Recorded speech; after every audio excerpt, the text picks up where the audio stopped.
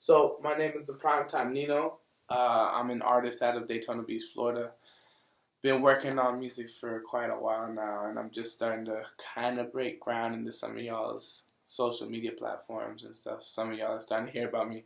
This is good stuff. Yeah, man, I'm just out here trying to live my best life and get to the point where I can make the best music I could possibly make right now at this moment. Yeah, that's me in a nutshell. All right, so this is one of my close friends. If you don't know, probably don't know, we've been homies since high school. Yeah. Right.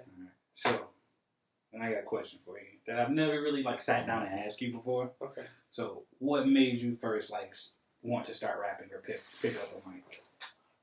So honestly, what got me to start writing?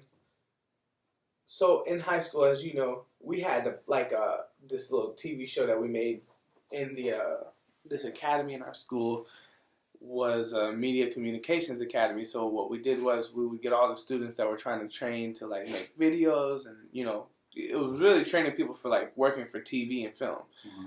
But as the internet was going on and stuff like that, people were getting hip to the YouTube and stuff like that. And we would make this one show called Potpourri, and we'd show it every Friday in the school. All the classrooms would show Potpourri. So throughout the whole day. And so it would just be a show of all of our collective videos that were submitted as students. And it was just parodies, and all of it had to do with school to some extent. But you can make anything, like a commercial, a music video, or whatever. So me and my boy Julian at the time, we were in the class and everything, and he asked me to come and be a part of his this project he was making for Potpourri. Shout out to Julian, by the way. Yeah, shout out to Julian. That's the homie. Hope he's doing well. Yeah, I haven't talked to him in a minute. But. Right. That makes you want to how's everything going? But yeah, so. He just hit me up and was like, hey, I'm doing this parody for Potpourri and everything. We're going to do a music video, and I need you to be Drake. Mm-hmm. We're going to do a parody, and I need you to be Drake. I was like, all right, cool.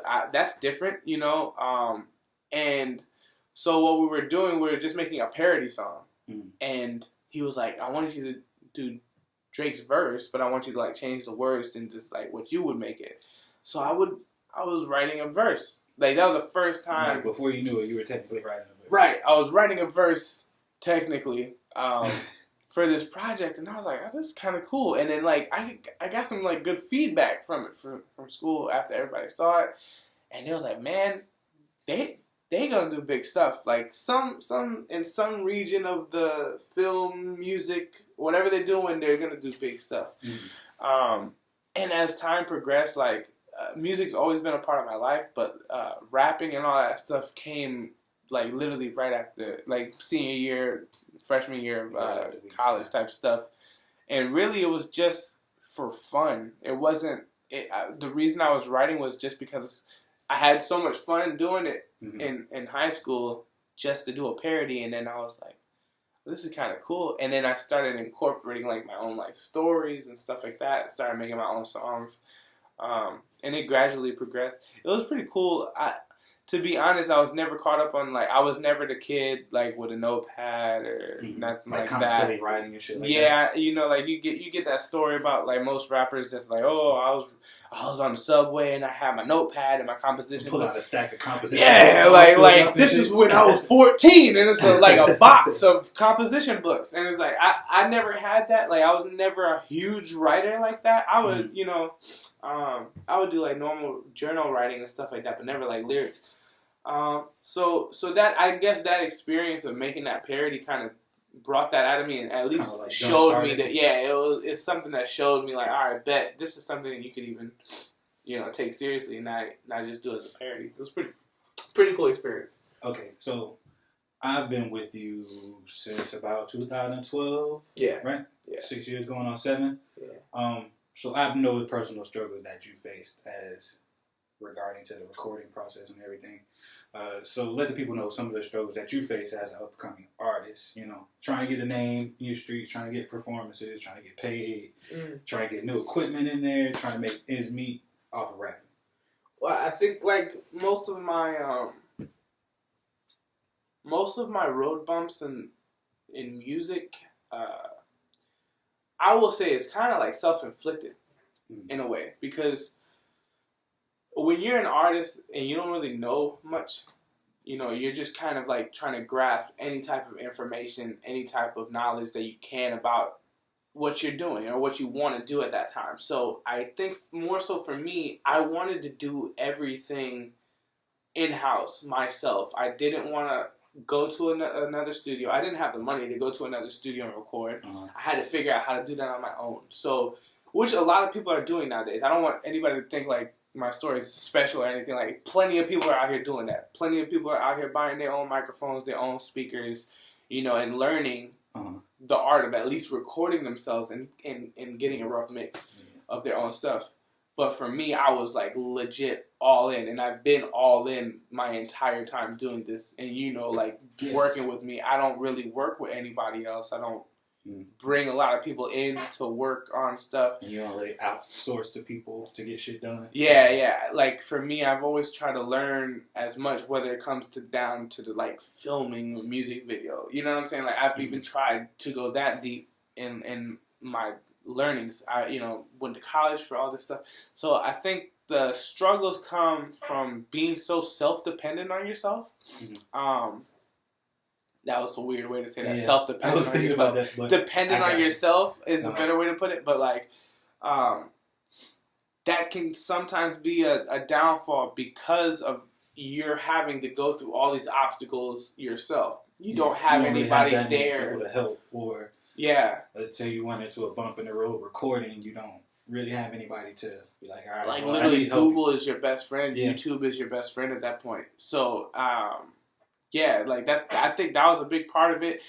The shows and the popularity, the traction, that's always hard here in where we are in Daytona. Yeah, where we are in Daytona, like we're in a place where not a lot of people see that here, at least successfully. So it's transitioning. You have a lot of good artists that are coming up now, but the quality of the product was like when we started.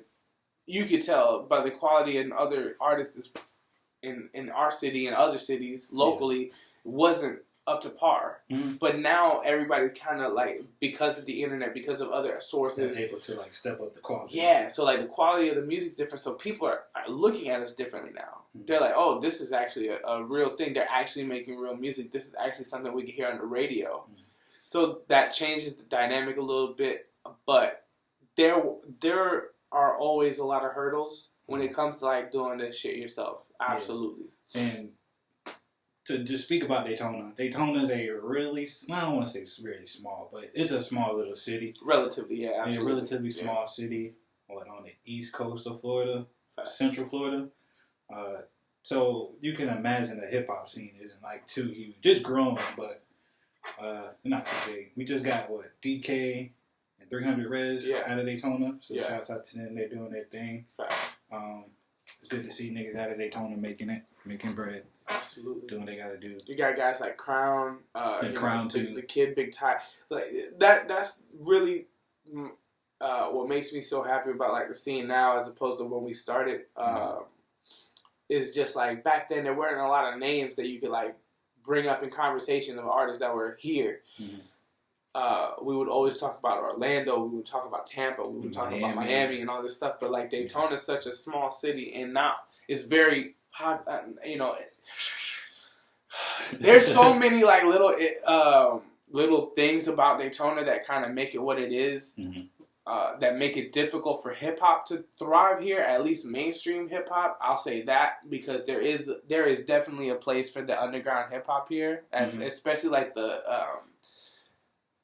there's a certain genre of hip hop that's very welcome here. I'll say that. Okay. But there's also a genre of hip hop that's a little bit more mainstream that hasn't been seen here, at least not done successfully. So I think the people are starting to see that through the guys like 300 Pounds of Goo Wop, your Crowns, your Ties, myself, and you.